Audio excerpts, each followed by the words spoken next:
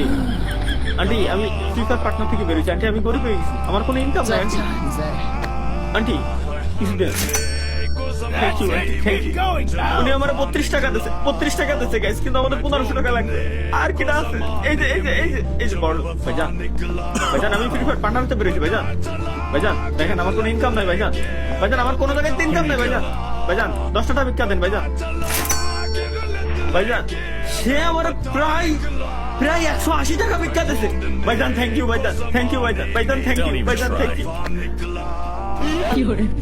আমার ওটা ঢালি, ওটা ঢালি, ওটা ঢালি কে? এই আমি দেখতে পারি না তো। এই এই না না না মারিকা, সরি সরি সরি, তুই টাহাও দিবি আবার মারবি, ও কেমনে হয় ভাই?